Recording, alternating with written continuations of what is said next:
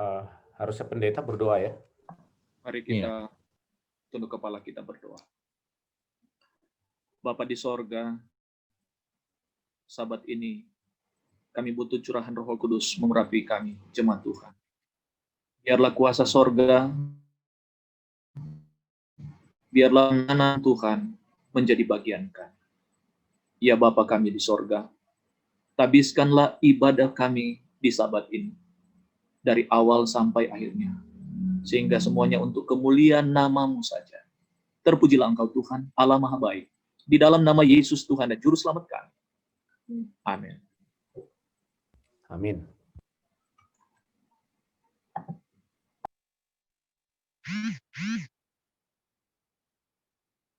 Baik, selamat pagi, selamat hari Sabat. Kami ucapkan kepada semua jemaat dan para tamu yang telah mengikuti acara, yang bersedia untuk mengikuti acara ibadah bersama-sama dengan jemaat Jedli. Ayat bersangkutan kita terdapat dalam Mazmur 62 ayat 1 sampai 9.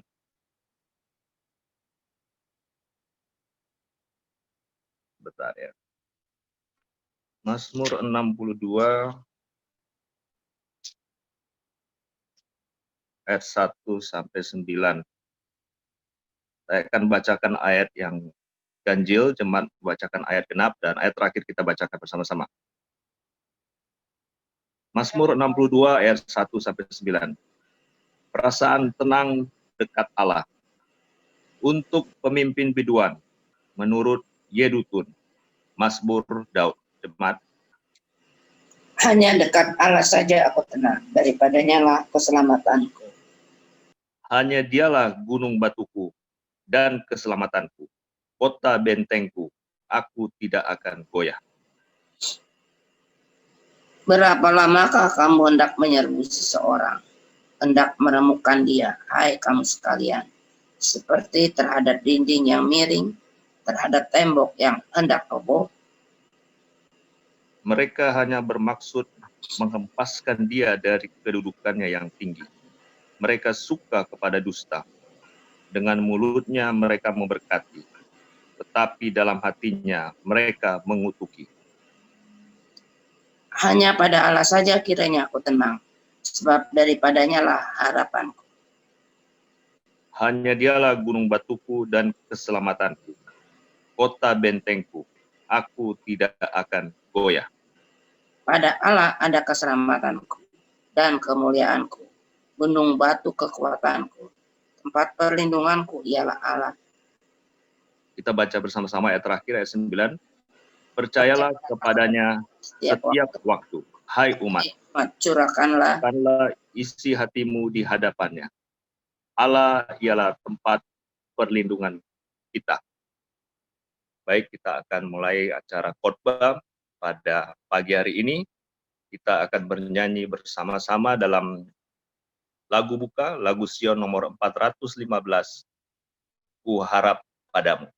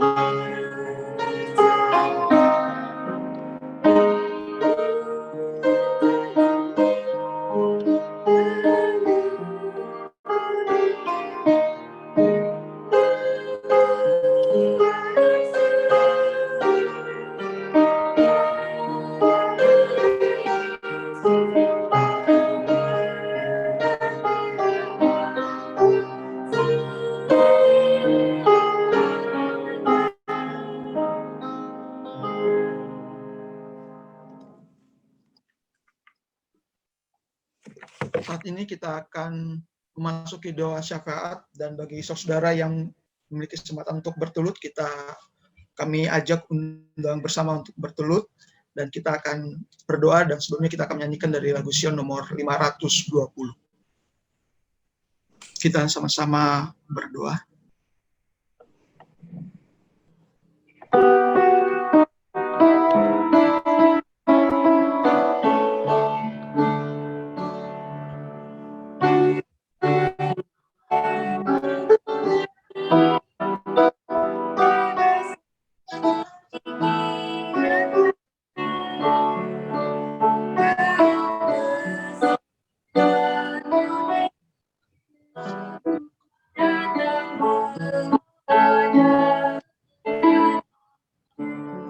Tamu.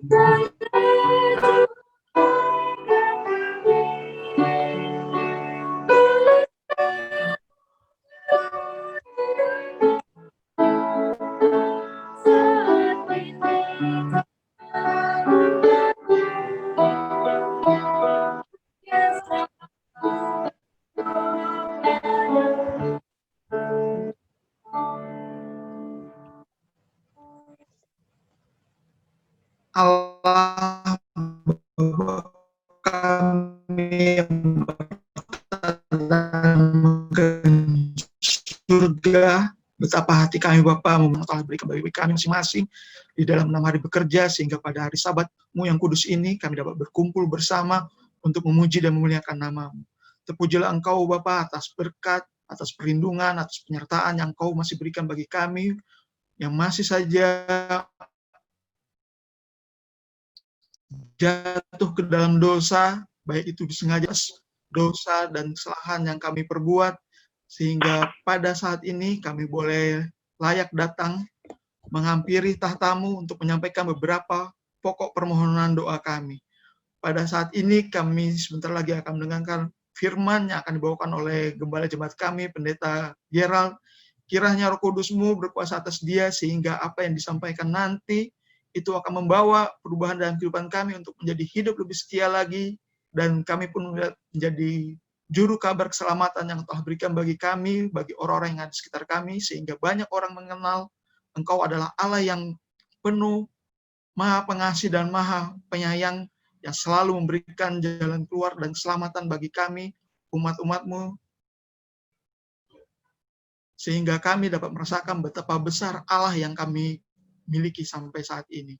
Pada saat ini kami berdoa khusus untuk saudara kami yang saat ini sedang dalam keadaan sakit ataupun dalam proses pemulihan. Di antaranya ada Ibu Haris, Ibu Yuli Dewanto, Ibu Lan, Ibu Anita Pando, Ibu Sianipar, Ibu Nainggolan, Ibu Eni Flora, Ibu Silalahi, Bapak D. Papahan, Bapak Obed Wagyu, Saudari Oktaviani, Saudara Gomgom Manurung, Saudari Lestari Natalia, Saudara Sinatra, Ibu Veronia, Saudari Tirsa Site yang baru saja menjalani proses melahirkan. Kiranya Engkau memberkati Bapak saudara kami ini di dalam perawatan ataupun proses pemulihan, sehingga pada hari-hari mendatang kesehatan mereka akan menjadi lebih baik lagi, dan mereka merasakan betapa besar berkat yang Engkau berikan bagi mereka masing-masing. Kami juga berdoa pada saat ini untuk beberapa saudara kami yang sedang menjalani isolasi mandiri akibat COVID yang diderita, di antara mantau, Saudari Grace Batubara dan Saudara Gary Ujudeda, Saudara David Syaan, Saudara Edward dan Saudari Sheila. Kiranya Engkau memberkati Bapak mereka di dalam proses isolasi ini, sehingga apapun yang mereka konsumsi, apapun yang mereka jalani, itu akan membawa perubahan kondisi mereka lebih baik lagi, sehingga pada saat mereka menjalani isolasi ini, mereka akan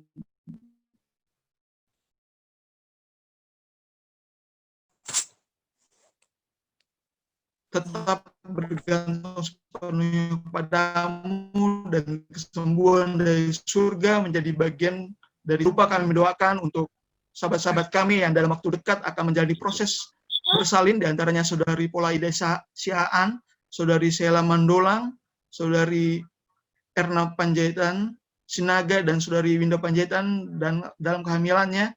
Kiranya Engkau memberkati mereka Bapa dalam kandungannya, sehingga pada proses bersalin nanti mereka akan dapat menjalaninya dengan baik, dan semata-mata ini hanyalah untuk puji dan kemuliaan bagi nama sahabat-sahabat kami, diantaranya Saudari Weni Batubara dan Saudara Hebron, Saudara Herman dan Saudari Marilyn, Saudari Esther Siti dan pasangannya, Saudari Jessica Takaria dan Jeff. Engkau memberkati mereka Bapak dalam segala rencana yang mereka sudah persiapkan, sehingga pada harinya nanti mereka akan dapat membentuk suatu rumah tangga yang bersandar kepada Engkau sepenuhnya, dan hal ini adalah menjadi kemuliaan bagi nama-Mu saja. Pada waktu ini juga kami berdoa Bapak untuk pelayanan literatur buku Alfa Omega yang sudah dikirim ke Sabah, kiranya ini dapat berjalan baik sampai di tujuan dan dapat diterima, sehingga pelayanan literatur melalui buku Alfa Omega ini dapat membawa berkat bagi orang-orang yang menerimanya. Tidak lupa juga kami berdoa bagi saudara kami yang akibat pandemi yang saat ini ada, sedang mencari pekerjaan. Engkau membukakan jalan bagi mereka Bapa, agar mereka dapat mendapatkan pekerjaan yang sesuai dengan kehendak-Mu, sehingga melalui pekerjaannya mereka dapat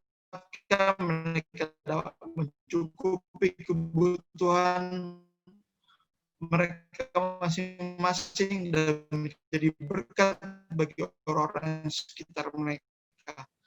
Tidak lupa kami berdoa Bapak bagi pemerintahan di negara kami ini, pemerintahan kami tertinggi, Presiden, Ketua RT di lingkungan kami, sehingga mereka akan dapat menjalankan roda pemerintahan yang baik dan semata-mata takut akan nama-Mu, sehingga pemerintahan kami, negara Republik Indonesia ini dapat berjalan baik, dan kami akan selalu bersukacita bahwa Engkau selalu menyertai kami di dalam segala hal yang kami hadapi saat ini, terlebih dengan musibah yang saat ini. Engkau menguatkan hati saudara, mereka akan selalu berserah sepenuhnya kepadamu dan mengenal Engkau bahwa Engkaulah Allah yang selalu menyertai di dalam kesulitan yang kami hadapi. Kami juga saat ini berdoa untuk kesehatan seluruh anggota jemaat kami dan juga para tamu yang bergabung bersama kami dengan saat ini. Kiranya Engkau memberkati kami Bapa dalam segala hal yang kami konsumsi, sehingga apapun yang kami konsumsi itu akan membawa kesehatan bagi kami, dan kami dapat melakukan kegiatan aktivitas kami dengan tidak mengalami hambatan apapun. Pada saat ini kami akan memberikan waktu kepada saudara yang ingin menyampaikan permohonan pribadi secara langsung. Waktu dan tempat kami persilahkan.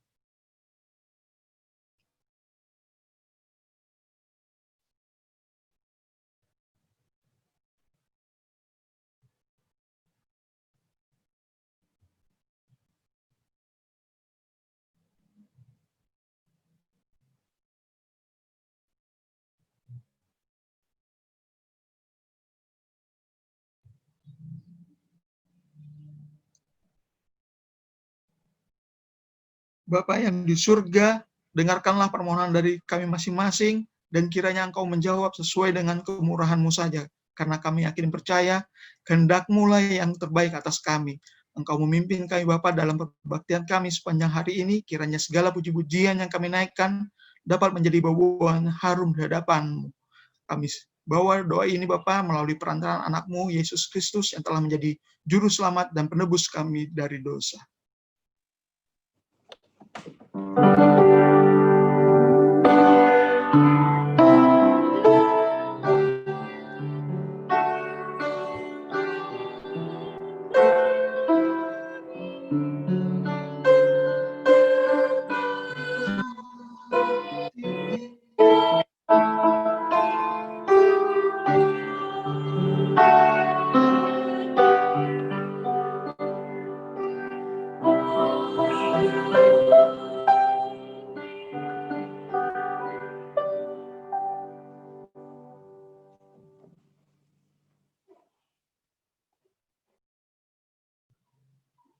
Baik, selamat sabat untuk kita semua. Mari kita persiapkan hati kita untuk mendengar bacaan persembahan.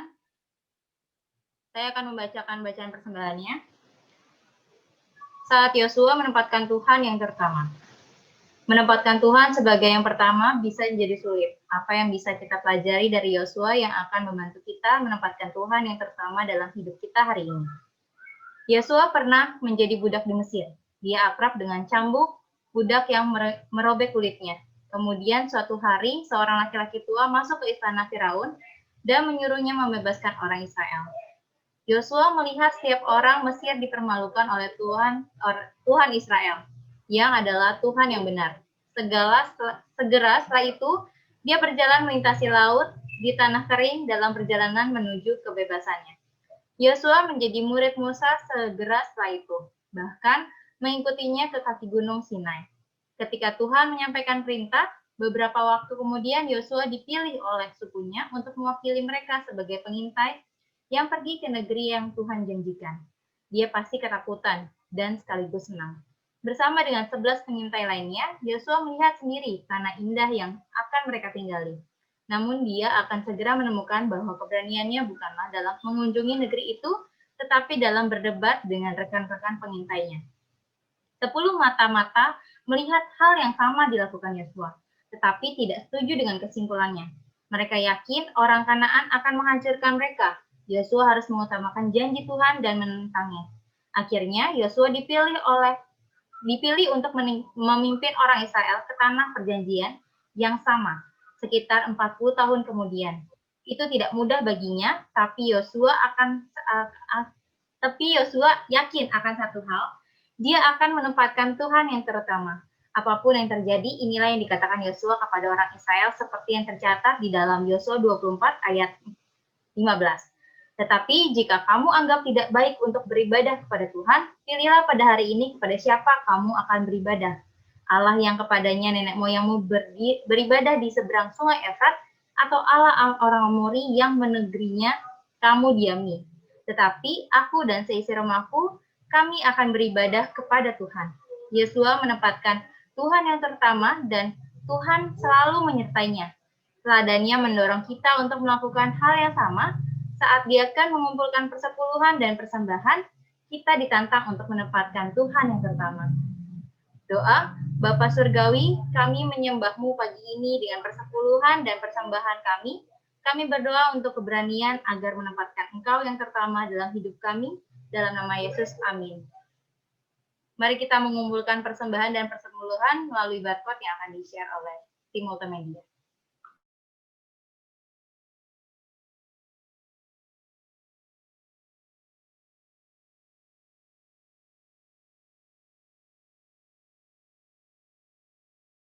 Sambil kita menyanyikan lagu Sion nomor 110.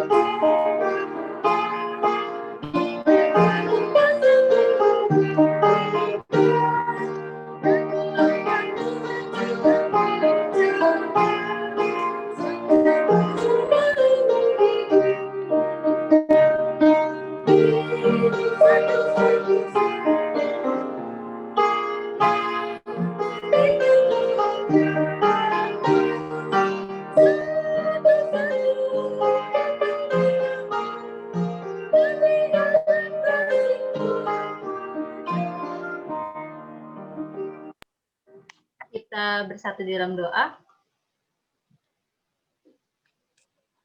Ya Tuhan, Allah Bapa kami yang berkata dalam kerajaan surga, terima kasih Tuhan atas berkat penyertaan-Mu kepada kami.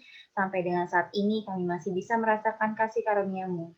Tuhan, kami sudah mengumpulkan persembahan dan juga persepuluhan. Kiranya Engkau mau memberkati segala apa yang kami kumpulkan ini, biarlah itu bisa menjadi berkat, baik untuk pekabaran Tuhan di dunia ini melalui jemaat ataupun pekerjaan Tuhan lainnya. Bantu kami Tuhan untuk menjadi alat-Mu untuk mengabarkan Injil di tempat kami masing-masing.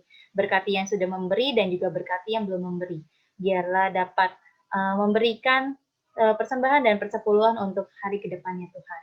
Kehendak Tuhan yang jadi atas doa yang kurang dari sempurna ini, kami alaskan doa ini dalam nama Tuhan Yesus Juru Selamat kami. Amin.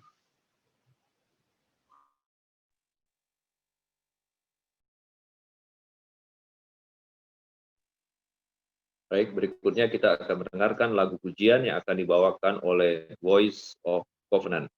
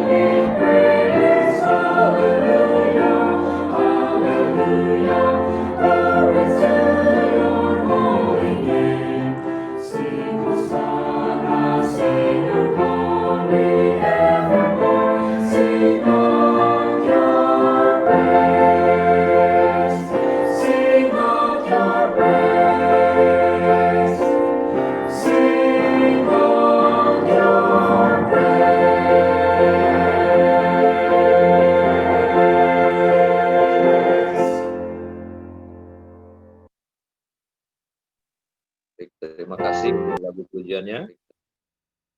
Sing out our praise, apapun keadaan, situasi yang kita hadapi, jangan lupa untuk selalu sing out our praise. Berikutnya tiba waktunya bagi anak-anak untuk mendengarkan cerita anak. Kali ini adalah penampilan perdana dari Ibu Pendeta Gladys Korengkeng yang akan membawakan cerita anak pada hari Sabat ini. Oke. Baik, terima kasih. Selamat Sabat untuk kita semua. Selamat Sabat juga buat adik-adik yang ada di rumah. Salam kenal dari Ibu Pendeta Gladys, ya, buat adik-adik semua dari Jemaat Cengli. Senang sekali di Sabat ini, Tante boleh bawakan cerita lagi buat adik-adik semua. Walaupun sedih juga kita belum bisa ketemu atau bertatap muka, tetapi kita doa bersama ya adik-adik, supaya kita tetap sehat, dan suatu saat nanti, kalau pandemi sudah berlalu dengan pertolongan Tuhan, kita bisa ketemu lagi, kita bisa berkumpul lagi, kita bisa bernyanyi bersama lagi di gereja, di Jemaat Cengli. Dan puji Tuhan, Sabat ini Tante mau bawain cerita, yaitu cerita Alkitab berseri, ya, cerita Alkitab berseri yang pada Sabat ini. Oke, Tante harap adik-adik udah standby ya, udah standby di depan ininya masing-masing, gadget ataupun laptop, dan sudah siap untuk dengerin cerita di Sabat ini. Sabat ini cerita kita berjudul, cerita Alkitab kita berjudul Yakub pergi ke Haran. Oke. Joel ya yang menjadi hostnya. Oke, terima kasih. Jadi judul cerita kita Sabat ini adalah Yakub pergi ke Haran. Nah, ceritanya seperti ini. Pada suatu hari, Bapak Yakub sementara melakukan sebuah perjalanan dari Betsheba dan pergi ke Haran. Nah, adik-adik bisa lihat dong di sini ya, rute dari perjalanan Bapak Yakub yang sedang mengadakan perjalanan dari Betsheba menuju ke Haran. Nah, di situ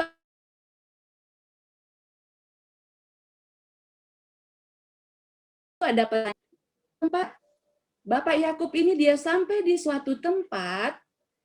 Dan kemudian di situ karena hari sudah malam, Yakub ingin tidur. Nah, karena hari itu sudah malam, jadi Bapak Yakub saat itu dia tidur. Kemudian ia mengambil, next, Joel, ya. Kemudian ia mengambil sebuah batu yang terletak di tempat itu dan dipakainya sebagai alas kepala atau bantal. Karena Bapak Yakub ini sedang dalam perjalanan, tentu saja dia tidak membawa bantal ya adik-adik. Jadi kasihan sekali Bapak Yakub ini tidur dengan beralaskan batu, ya. Lalu ia tidur di tempat itu. Nah, Bapak Yakub tertidur dengan beralaskan batu sebagai bantalnya. Sementara Yakub tertidur, bermimpilah dia. Nah, adik-adik, Tante yakin semua pernah bermimpi ya. Mungkin tadi malam juga ada yang bermimpi, entah itu mimpi yang baik, mimpi indah, ataupun mimpi buruk. Nah, saat ini Bapak Yakub dia lagi tidur, kemudian dia bermimpi. Mimpinya seperti ini. Dalam mimpinya, ia melihat bahwa di bumi ada didirikan sebuah tangga yang ujungnya sampai ke langit. Nah, ada sebuah tangga dari bumi, tetapi ujungnya sampai ke langit. Tentu adik-adik mempercaya, Tante percaya belum pernah melihat tangga yang setinggi itu. Nah, kemudian, dan tampaklah malaikat-malaikat Allah turun naik di tangga itu. Jadi ada malaikat-malaikat Allah yang turun naik dari tangga yang ujungnya sampai ke langit, tetapi bawahnya ada di bumi. Sementara itu, berdirilah juga Tuhan di samping kepada Yakub, Bapak Yakub. Akulah Tuhan Allah Abraham, nenekmu, dan Allah Ishak.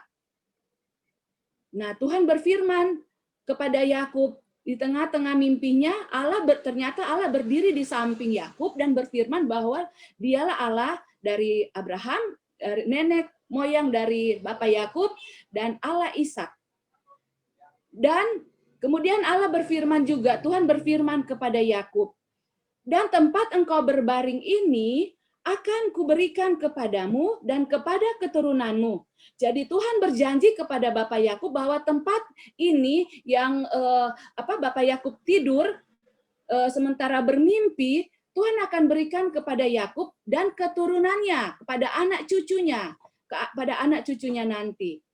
Tuhan berjanji kepada Yakub untuk memberkati semua keturunannya. Luar biasa. Jadi Tuhan saat itu langsung berjanji kepada Yakub bahwa Tuhan akan memberkati Yakub dan seluruh keturunannya. Anak cucunya akan diberkati oleh Tuhan.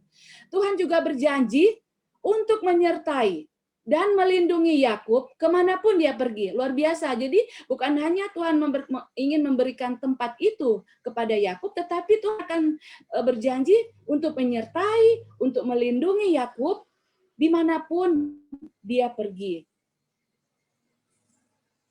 Kemudian Tuhan berjanji pula kepada Yakub untuk memberkati semua keturunannya.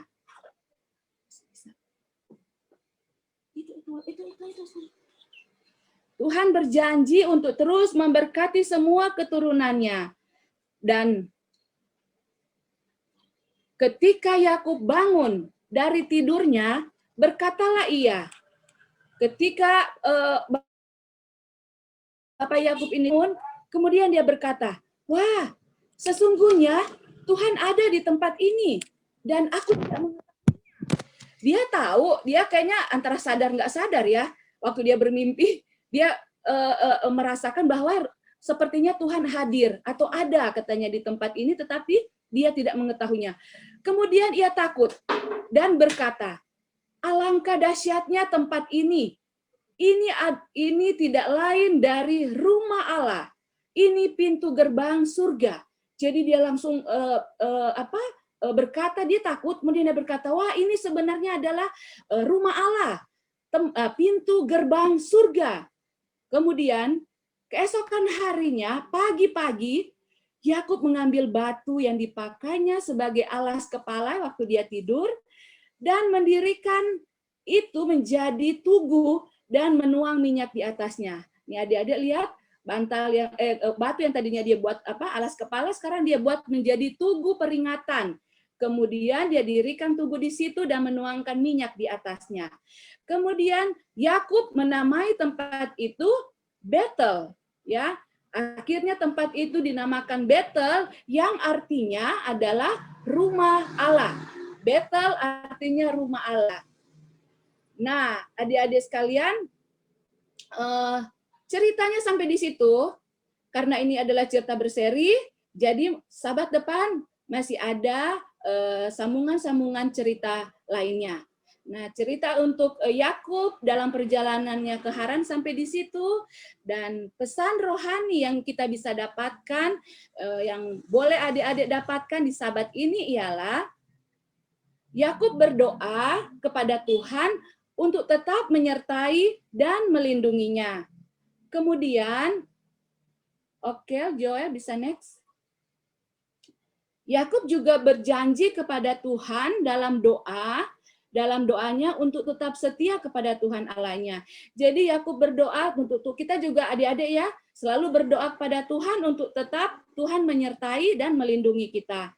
Dan Yakub juga berjanji kepada Tuhan dalam doa untuk tetap setia kepada Tuhan. Kita pun harus demikian adik-adik. Kita terus berdoa supaya kita tetap setia menuruti perintah-perintah Tuhan dan menuruti perintah-perintah orang tua. Yakub juga berjanji untuk mendirikan rumah Tuhan di tempat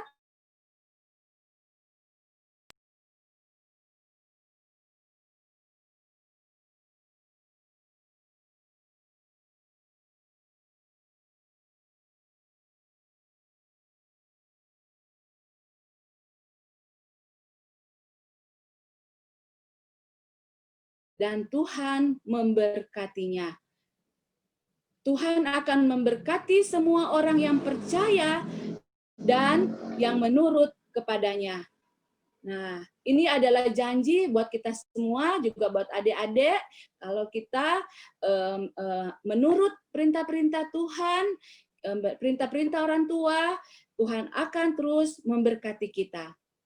Nah, Oke, cerita kita sampai di sini. Semoga boleh bermanfaat buat adik-adik semua. Saat ini kita akan ikuti ayat hafalan yang akan dibacakan oleh adik Abel. Ya, adik Abel. Oke. Ayat hafalan kita ada di Kejadian 28 ayat 15. Sesungguhnya aku menyertai engkau dan aku akan melindungi engkau kemanapun engkau pergi, dan aku akan membawa engkau kembali ke negeri ini, sebab aku tidak akan meninggalkan engkau, melainkan melakukan apa yang kujanjikan kepadamu. Oke, udah ya. Terima kasih adik Abel. Sekarang adik-adik semua, kita akan berdoa. Sikap berdoa, kita lipat tangan, kita tutup mata. Doa akan dibawakan oleh teman kita, adik Abigail. Mari kita berdoa. Bapa kami surga, terima kasih sudah membawakan kami cerita anak-anak. Berkati cerita yang kami dengar agar kami dapat selalu setia kepada Tuhan. Berkati Zoom dari awal pertengahan sampai akhir supaya tidak terputus koneksinya. Berkati sepanjang hari ini dalam nama Yesus. Amin. Amin. Terima kasih adik Abigail untuk doanya. Sampai sini ceritanya, Tuhan Yesus memberkati. Baik, terima kasih pada Ibu Pendeta Gladys Korengkeng telah membawakan cerita anak pada sahabat ini. Oke, berikutnya kita tiba pada bagian khotbah. Kita akan mendengarkan khotbah. Oh, ada lagu pujian lagi? Maaf.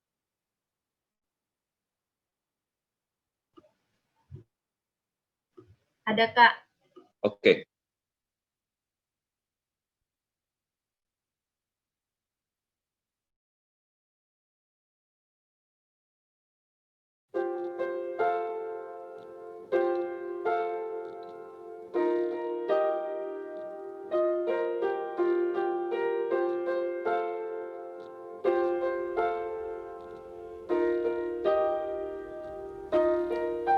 In the garden of Gethsemane, Jesus prayed alone to the Father intercede.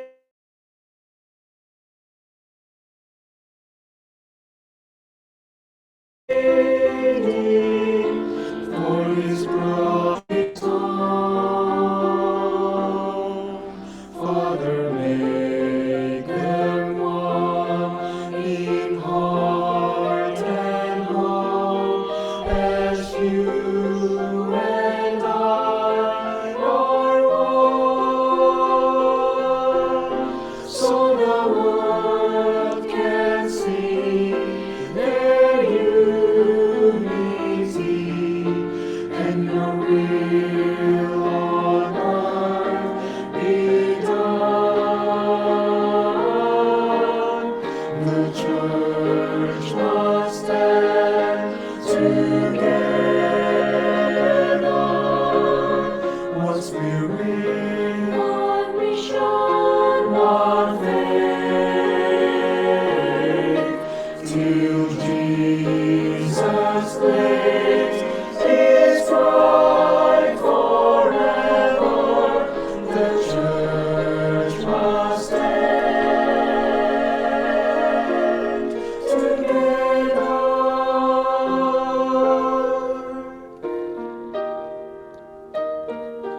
Throughout time and countless ages, the church has been God's choice to proclaim the hope of heaven with the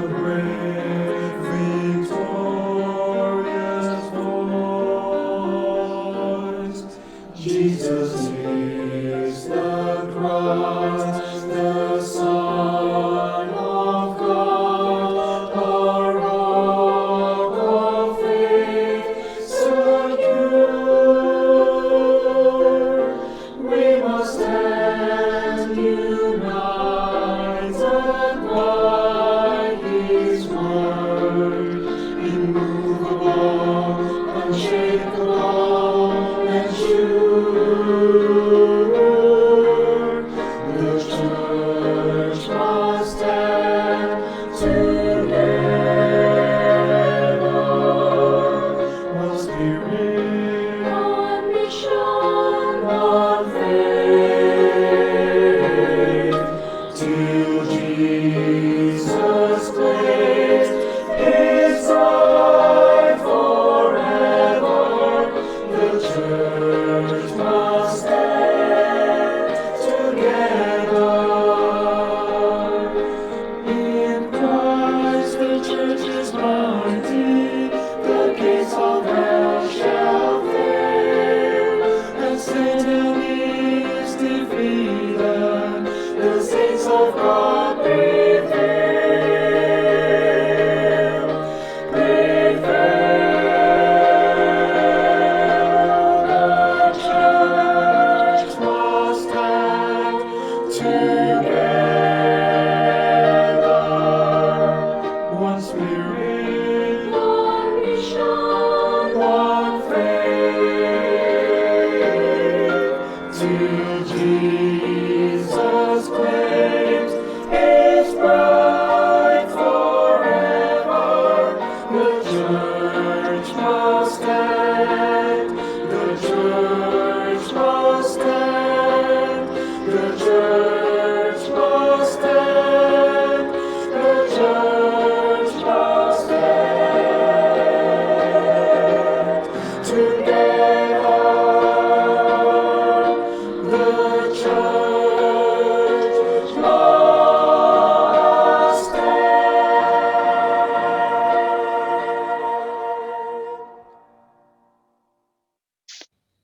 Baik, terima kasih. Lagu pujian yang sangat baik sekali ya, bagus sekali. The church must stand together. Berikutnya kita tiba pada acara inti, yaitu khotbah. Khotbah pada Sabat hari ini akan dibawakan oleh Pendeta Gerald Korengkeng. Bagi para anggota ataupun tamu yang mungkin belum mengenal beliau, saya akan coba perkenalkan secara singkat. Nanti Pendeta Gerald mungkin bisa memperkenalkan diri lebih jauh lagi. Jadi Pendeta Gerald Korengkeng ini adalah lulusan dari Universitas Kelabat, adik tingkat saya.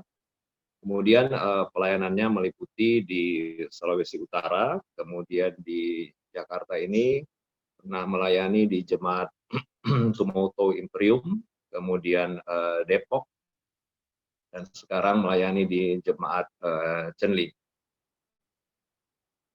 Beliau dikaruniai seorang istri, yaitu Ibu Gladys Korengkeng yang tadi membawakan cerita anak, kemudian dikaruniai Tuhan satu orang anak perempuan.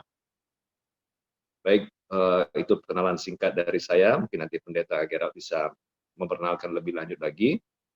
Judul khotbah pada Sabat ini adalah prioritas. Ayat intinya terdapat di dalam Matius 6 ayat 33 yang bunyinya sebagai berikut. Tetapi carilah dahulu kerajaan Allah dan kebenarannya, maka semuanya itu akan ditambahkan kepadamu. Mari kita beribadah dalam roh dan kebenaran.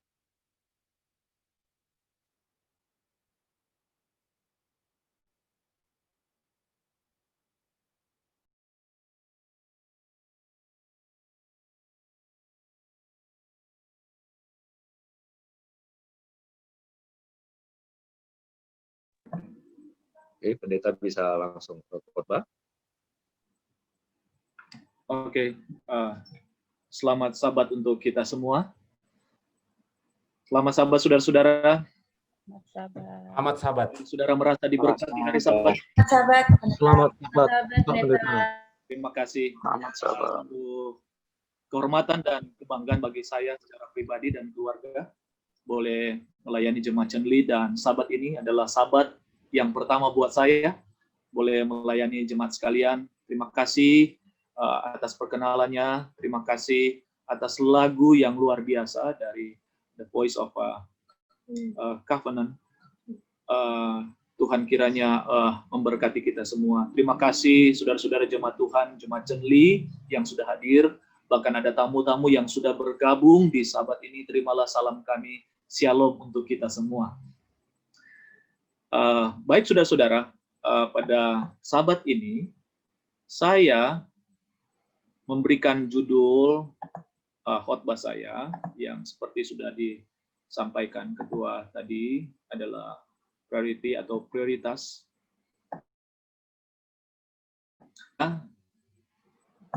Banyak kali mengkhotbahkan judul ini. Tetapi dengarkan saudara-saudara. Biasanya yang saya khotbahkan judul bisa sama, tetapi narasinya berbeda. Dan kurang lebih saya melayani pelayanan ini dalam pelayanan di ladangnya Tuhan, kurang lebih 22 tahun. Baru sahabat ini, saya mengkhotbahkan tentang narasi ini yang berjudul prioritas. Saya sudah banyak kali mengkhotbahkan tentang judul ini, tetapi sahabat ini adalah kali yang pertama saya membuat narasi yang berbeda dengan judul yang banyak kali saya khotbahkan. Baik saudara-saudara yang kekasih, saya mengambil ayat tema yang sudah dibacakan tadi di dalam buku Matius pasalnya yang ke-6 ayat 33. Saya berharap saudara yang ada di rumah ada Alkitab di samping ataupun gadget yang ada Alkitabnya. Oleh karena kita akan belajar tentang kebenaran firman Tuhan. Mari kita tunduk kepala, kita berdoa. Bapa di sorga, berikan kami kuasa Roh Kudus sehingga kami sanggup mengerti apa maksud Tuhan lewat kebenaran firman-Nya.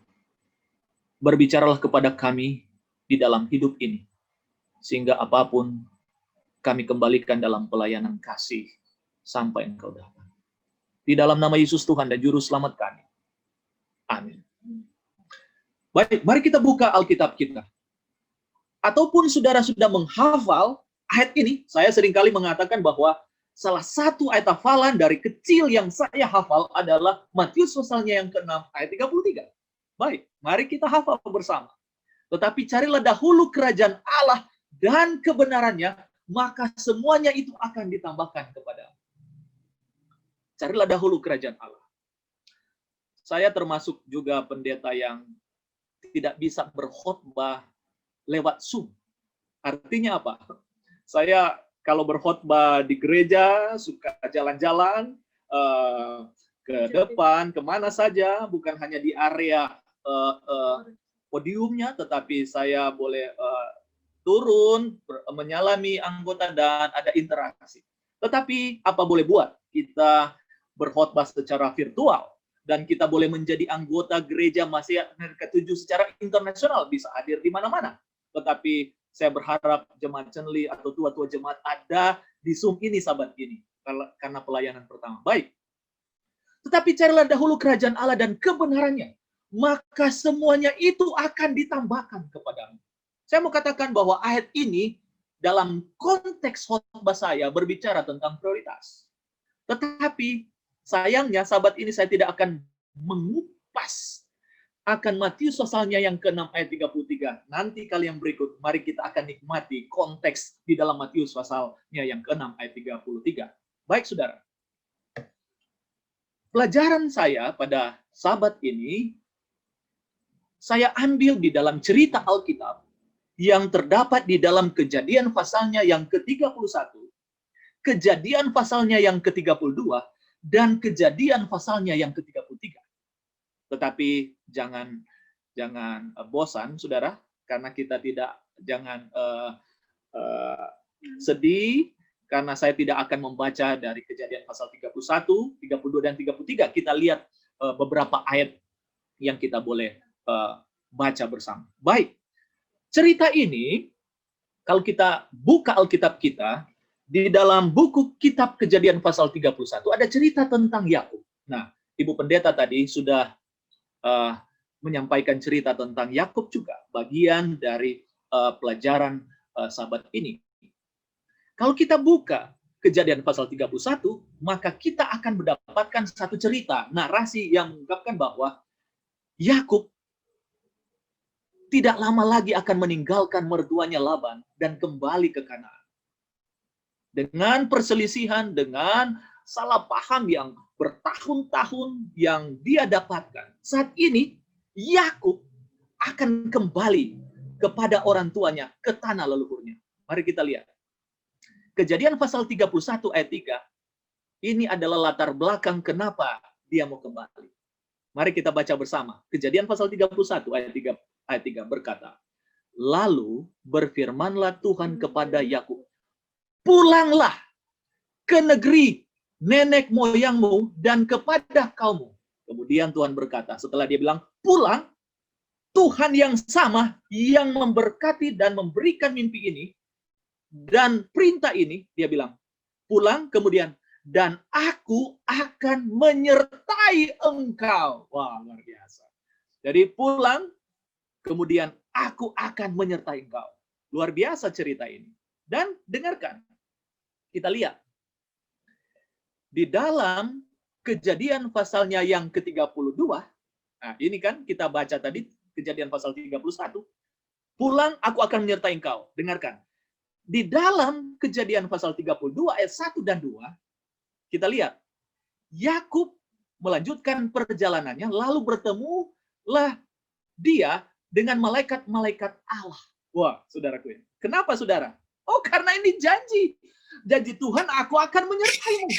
Sehingga dalam perjalanannya, Yakub bertemu dengan malaikat-malaikat Allah. Dengarkan, luar biasa kalau Tuhan berjanji kepada umatnya, aku akan menyertaimu, pasti penyertaannya luar biasa. Dan dibuktikan di dalam Kejadian pasal 32 ayat 1 dan 2, Tuhan bersama. Malahan di dalam ayat 2, Yakub melihat ada bala tentara Allah. Wow, luar biasa. Ini mengindikasikan bahwa penyertaan Tuhan luar biasa kepada Yakub.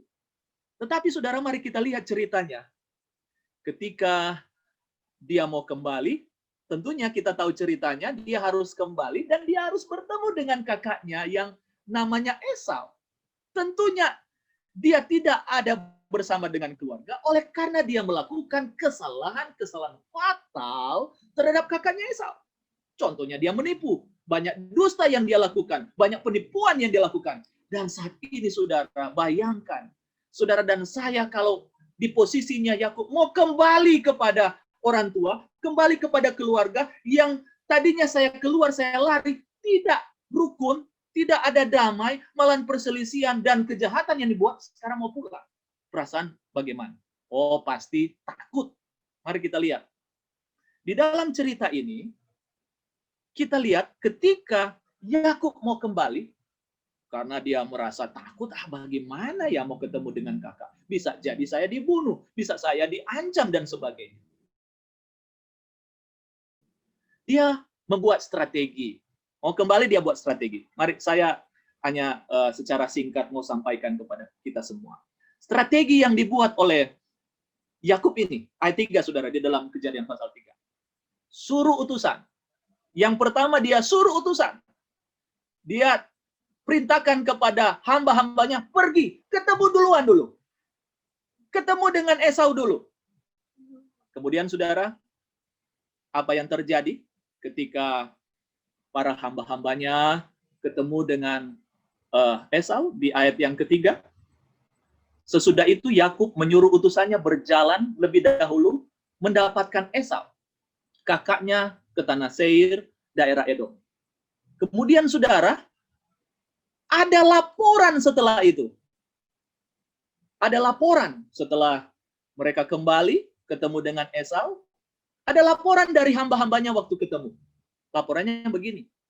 Oh, Esau sementara datang juga. Mau ketemu dengan tuanku Yakub. Kemudian dia bukan hanya sendirian, tetapi dia bersama dengan 400 orang. Bisa dikatakan 400 prajurit, itu saudara bisa dapatkan di dalam Kejadian pasal 32 ayat 6. Kemudian pulanglah para utusan itu kepada Yakub. dan berkata, kami telah sampai kepada kakakmu, kepada Esau, dan ia pun sedang di jalan menemui engkau diiringi oleh 400 orang. Oh saudara, apa yang terjadi? Ayat 7, saya baca. Itulah sebabnya saya minta saudara buka Alkitab. Ayat 7. Ketika dia dengarkan kabar ini dari hamba-hambanya yang dia utus, ayat 7 bagian pertama, lalu sangat takutlah Yakub dan merasa sesak hati. Oh saudara, ketika dia dengar bahwa kakaknya Esau mau ketemu dengan dia membawa 400 orang, dia sesak hati. Saya mau katakan dalam konteks ini, aplikasi biasa, bahwa dia itu seperti mau sakit corona, COVID-19. Sesak nafas, sesak hati, semuanya tidak mengenakan. Stres dia, demam tinggi. Oleh karena dia dengar dari hamba-hambanya, kakaknya datang dengan 400 orang. Gimana ini? Takut dia, saudara. Ayat 7, dia mengatakan sesak hati. Maka apa yang dibuat? Strategi yang kedua. Tadi dia strategi pertama dia kirim utusan dan ada laporan, dan waktu dengar laporan dia sesak hati, stres dia. Kemudian ayat 7 melanjutkannya. Maka dibaginya lah orang-orangnya yang bersama-sama dengan dia. Kambing, dombanya, lembu, sapi, dan untanya menjadi 2 pasukan. Wow, saudara, ini dia bahagi menjadi 2 pasukan. Semua rombongan, keluarganya, hamba-hambanya, semua kambing, domba, peliharaannya, dia bagi 2 bagian, 2 rombongan. Bahkan di dalam edisi bahasa Indonesia disebut 2 pasukan. Kalau bicara pasukan, mau seperti apa saudara ini? Mau berperang, bukan? Ini antisipasi pribadi dari aku. Mari kita lanjutkan.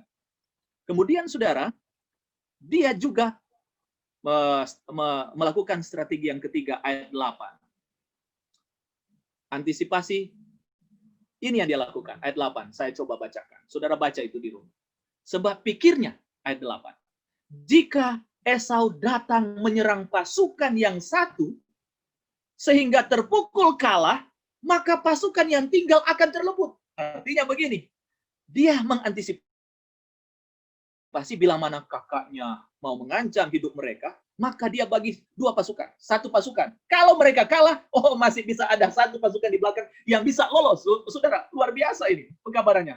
Bila mana ada pasukan yang 1 kalah yang depan, karena dia sudah bagi, ini antisipasi strateginya.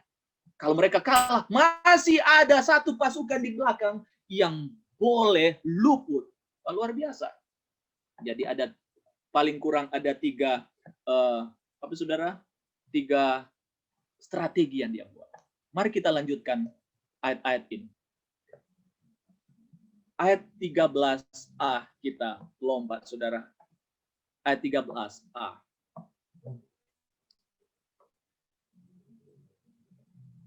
Ada cerita yang menarik. Ketika dia mau kembali kepada Esau, ada sisipan cerita yang menarik. Dia mau kembali, tetapi dalam cerita ini ada sisipan yang luar biasa dalam narasi cerita ini. Ayat 13 bagian A, lalu bermalamlah ia di sana pada malam itu. Padahal ceritanya mereka mau kembali, dan dia strateginya adalah dia bagi 2 pasukan atau 2 rombongan. Tetapi dalam cerita itu ada terjadi cerita yang menarik. Sebelum pertemuan dia bermalam. Berarti dia tidak sama-sama dengan pasukannya. Mari kita lihat. Kenapa? Kalau saudara baca di dalam ayat 14 sampai 17, dia setelah dia menyuruh menjadi 2 rombongan, kemudian dia kasih kepada hamba-hambanya yang terbagi 2 rombongan itu, seperti upeti, sogokan kepada Esau. Ayat 14. Ayat 13 supaya kita mengerti. Lalu bermalamlah ia di sana pada malam itu. Kemudian, jadi sepertinya putus ayat ini, tetapi saya akan jelaskan sebentar.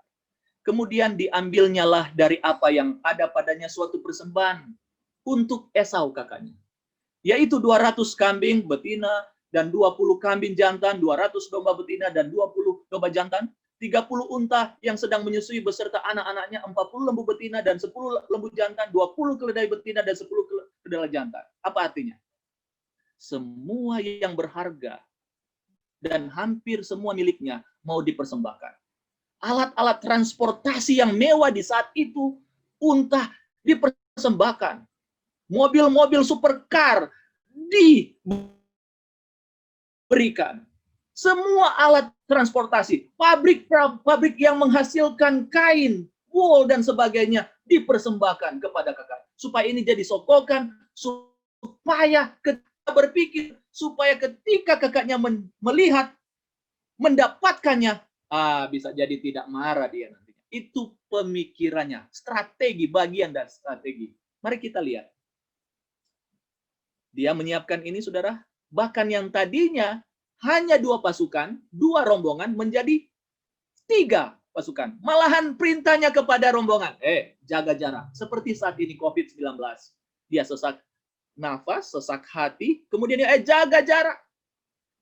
Jangan berdekat-dekatan. Rombongan pertama, kedua, dan seterusnya. Jaga jarak supaya jangan terjadi seperti yang dia pikirkan. Kalau dapat ancaman yang pertama, mereka mati pun masih ada kedua dan selanjutnya. Dan saudara tahu, di mana posisinya? Di mana posisinya? Dia tidak ada di depan. Dia tidak ada di bagian rombongan pertama. Dia tidak ada di bagian rombongan kedua dan selanjutnya ketiga. Tetapi dia ada di belakang. Dan dia tidak bersama dengan keluarganya. Dia lakukan apa, saudara? Dia bermalam. Mari kita lihat. Mari kita lihat. Ini yang sudah dia sampaikan tadi. Mari kita lihat.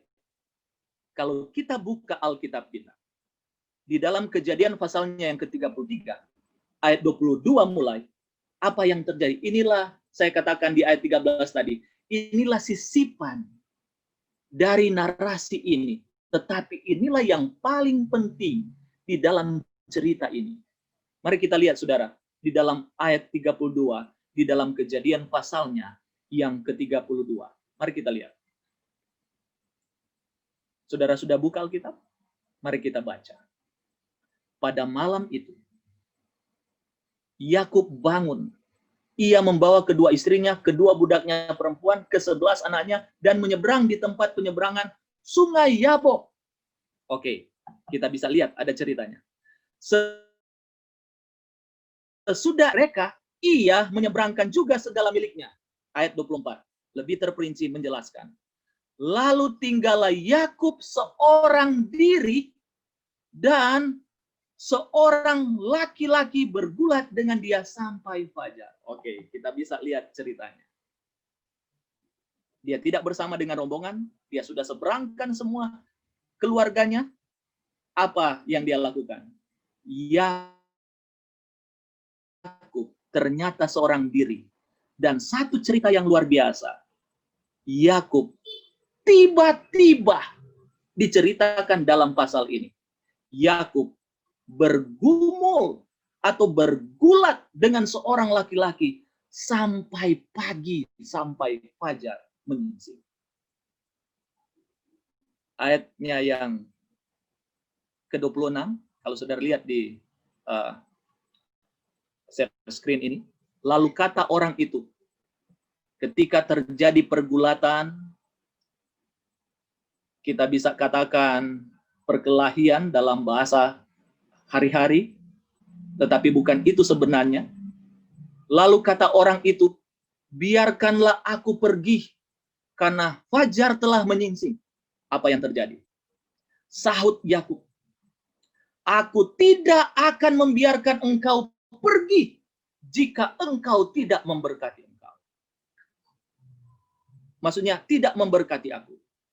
Aku tidak akan membiarkan engkau pergi jika engkau tidak memberkati aku. Saudaraku yang kasih, ketika dia merasa tidak bisa melakukan apa-apa, dia dalam keadaan tidak bisa mengambil keputusan. Dia tidak bisa melihat masa depan. Dia penuh dengan kegalauan. Tuhan bersama dengan dia. Dan waktu itu ada pergumulan antara Tuhan dan hambanya yang paling berdosa. Dan ketika pergumulan itu muncul dalam cerita itu, Tuhan yang dinampakkan dengan malaikat di malam itu sampai pagi. Dalam cerita sepertinya Tuhan itu kalah, tidak. Tetapi memberikan banyak pelajaran kepada Yakub dan kita. Kalau dalam bahasa Alkitab, dia merangkul Tuhan. Tidak diperkenankan Yakub. Tuhan itu pergi sampai pagi. Sebelum apa? Sebelum Tuhan memberkati dia. Saudaraku yang kasih, pergumulan sampai pagi, betapa kuatnya Yakub. Walaupun dia tidak bisa menyaingi kekuatan dari Allah. Tetapi, apa yang dimaksud? Usaha dari Yakub untuk dia mau diberkati bersama dengan keturunannya. Apalagi dia mau menghadapi masalah di depannya, yaitu Esau. Dia mau diberkati oleh Tuhan. Saudaraku yang kekasih, saya mau katakan dalam aplikasi hidup kepada kita jemaat yang kekasih jemaat Cendeling. Menghadapi tantangan 2021, menghadapi tantangan sampai Yesus datang. Dengarkan ini saudara, kita orang berdosa sama dengan Yakub. Kita harus mengambil waktu untuk bergumul dengan Tuhan kita. Kita harus mengambil waktu untuk mencari Tuhan dalam kehidupan kita. Jangan biarkan dia pergi, saudara. Dan jangan biarkan hari itu dimulaikan dengan kegiatan aktivitas pekerjaan, masalah, pekerjaan kantor, keluarga, atau apa saja. Sebelum saudara dan saya diberkati oleh Tuhan. Seperti Yakub tidak membiarkan makhluk sorga. Makhluk sorga yang dimaksud adalah Tuhan Allah. Dia tidak membiarkan Tuhan itu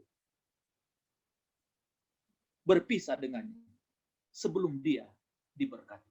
Saudaraku yang kasih, kita lihat ayatnya yang ke-27.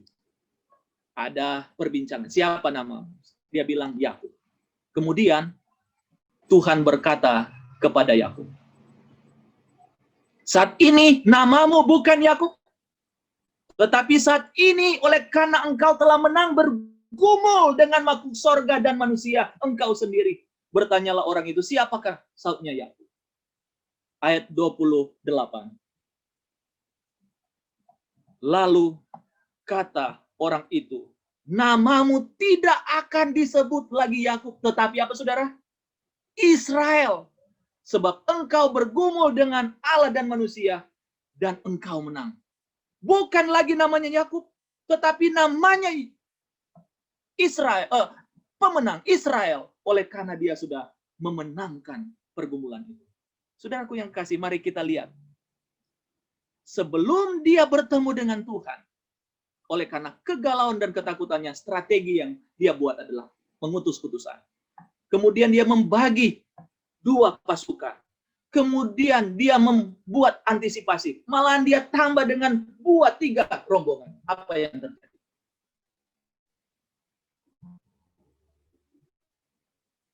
Dan sebelum dia bertemu dengan Tuhan, dia berada bagian paling belakang. Tapi dengarkan firman Tuhan. Ketika dia bertemu dengan Tuhan, kita bisa lihat itu di dalam Kejadian pasal 33. Ayat 1 sampai 3. Ayat 3 saya ambil ayat lainnya. Dan ia sendiri berjalan di depan mereka. Saudaraku yang kasih. Saudara lihat ayat 3. Dan ia sendiri berjalan di depan mereka. Kenapa ia berjalan di depan mereka sekarang ini? Yang tadinya dia paling belakang, kloter yang paling belakang. Dan mungkin dia takut. Kenapa? Kenapa Kejadian pasal 33 ayat 3 berkata dia berjalan sekarang ini bukan di belakang, tetapi di bagian depan. Oleh karena, dengarkan ini saudara. Oleh karena dia sudah bertemu dengan Allahnya. Saya ulangi. Kenapa saat ini dia berada di bagian depan, front depan, garda depan? Karena dia sudah bertemu dengan Allah. Dan apa yang terjadi, saudara? Tadinya dia takut, dia bawa sogokan. Tapi kalau saudara lihat di dalam ayat 4 sampai 11 saudara bisa baca. Esau berlari mendapatkan dia, didekapnya, dipeluk, dicium, lalu bertangis-tangislah mereka. Esau menerima dengan senang hati. Malah dia mau menawarkan bantuan. Malah dia bilang, kenapa kamu bawa ini? Kalau saudara baca, kenapa? Saya ada. Tidak perlu ini. Saya ada. Kalau saudara lihat, ada permainan kata di sana. Yakub seringkali memakai kata hamba. Artinya, tidak bisa. Dia bukan bos lagi walaupun dia memiliki hamba. Ketika dia bertemu dengan Tuhan, dia ada di bagian depan, memimpin rombongannya, dan berikutnya adalah hasilnya. Kalau baca tulisannya White, Tuhan sudah mengirimkan roh, Tuhan sudah mengirimkan malaikat lebih dahulu untuk menjelaskan kepada Esau. Tadinya kegalauan, takut dia mau bertemu, jangan-jangan dia akan dihantam, jangan-jangan dia akan dicelakai, jangan-jangan dia akan dibunuh. Tetapi dengarkan, ketika dia bertemu dengan Tuhan, dia bukan berada di belakang. Dan yang kedua adalah hasilnya luar biasa, yang tidak pernah dia pikirkan selamanya. Saudaraku yang kekasih, apa prioritasmu dalam kehidupan? Di dalam buku Alfa dan Omega jilid 3, halaman 229, pena inspirasi berkata, pada malam pergumulannya di tepi sungai Yabok, pada waktu kebinasaan seolah-olah sudah berada di hadapannya, Yakub telah diajar betapa sia-sianya segala pertolongan manusia itu. Ia menyadari bahwa satu-satunya pertolongan harus datang dari dia. Oh, saudaraku yang dikasih di dalam Tuhan, saya mau berkata, mungkin saudara dan saya punya banyak pengalaman. Kalau mengandalkan orang, kalau mengandalkan jabatan, kalau mengandalkan harta, kalau mengandalkan ini dan itu, saudaraku yang terkasih, itu berakhir fatal. Saya mengatakan, itu mungkin menjadi pengalaman, saudara. Dan itu saya rasakan dalam pelayanan. Tidak ada yang perlu diandalkan, bukan kepintaran, bukan kehebatan, bukan si ini, bukan si itu. Tapi dengarkan, mengandalkan Tuhan. Dan ketika Yakub bertemu dan mengandalkannya, pertolongan Tuhan tepat pada waktunya. Saudaraku yang di dalam Tuhan. Sahabat ini, saya mau mengajak kepada jemaatku yang saya kasihi. Mari kita memprioritaskan hidup kita lebih dahulu dengan Tuhan. Maka kita akan sanggup menjadi pewarta Tuhan. I will go. Kalau saudara lihat lagu tema kita, sharing, bagikan kasih, bagikan kata-kata pengharapan. Kalau saudara sudah bertemu dengan Tuhan, saudara-saudara tidak akan pernah menjelekkan orang lain. Kalau saudara sudah pernah bertemu dan sudah bertemu lebih dahulu dengan Tuhan, maka saudara akan memberikan pekabaran pengharapan kepada orang lain. Kalau saudara sudah bertemu dengan Tuhanmu, maka pekerjaan di Jemaat Cenli akan maju dengan saling menopang satu dengan yang lain. Kalau saudara sudah bertemu dengan Tuhanmu, maka pekerjaan Tuhan akan maju. Tidak pernah melihat kekurangan pribadi, kekurangan pimpinan, atau apapun. Oleh karena saudara sudah bertemu dengan Tuhan. Saya mau katakan bahwa apa yang kita mau lakukan dalam hidup ini? Melayani Tuhan, melayani Tuhan. I will go. Merupakan tema dari pimpinan kita. Menjadi tema kita semua. Ketika kita bertemu dengan Tuhan, maka kita bukan lagi nama Geral. Bukan lagi nama Johan, bukan lagi nama Hani, bukan lagi nama Bambang, bukan lagi nama Gladys, bukan lagi nama Ayu, dan sebagainya, bukan lagi. Tetapi nama kita sudah baru oleh karena kita menjadi hambanya dan umatnya, saudara. Menjadi pemenang, bukan Yakub lagi, tetapi menjadi Israel. Dan kita adalah Israel rohani. Dapatkah itu menjadi bagian kita sebagai umat Tuhan Jemaat Cenli sesungguhnya? Apakah itu adalah identitas kita sebagai satu gereja yang berkata menantikan Tuhan Yesus? mau datang pada kali yang kedua, tentunya kita akan menjadi pemenang. Dan Tuhan akan memuliakan kita. Ayat yang terakhir pada Sabat ini. Wahyu pasalnya yang kedua ayat 17. Barang siapa menang, kepadanya akan kuberikan dari mana yang tersembunyi. Dan aku akan mengaruniakan kepadanya batu putih. Yang Sabat ini khusus dulu kita bahas yang saya beri warna merah. Yang di atasnya tertulis nama baru. Saudaraku yang kekasih, ketika Yesus datang pada kali yang kedua, kita sudah menjadi pemenang. Kita sudah menjadi pewaris kerajaan surga. Dan nama kita adalah nama baru. Adalah nama anak Tuhan. Pemilik alam semesta ini yang memberikan kita nama kemenangan, nama surga, nama anak Allah. Dan kita harus menerimanya. Saudaraku yang kekasih, apa prioritasmu? Tuhan dan Tuhan dan Tuhan. Tetapi carilah dahulu kerajaan Allah dan kebenaran. Maka semuanya itu akan ditambahkan kepada. Tuhan memberkati jemaat Tuhan Sabat ini. Kasihnya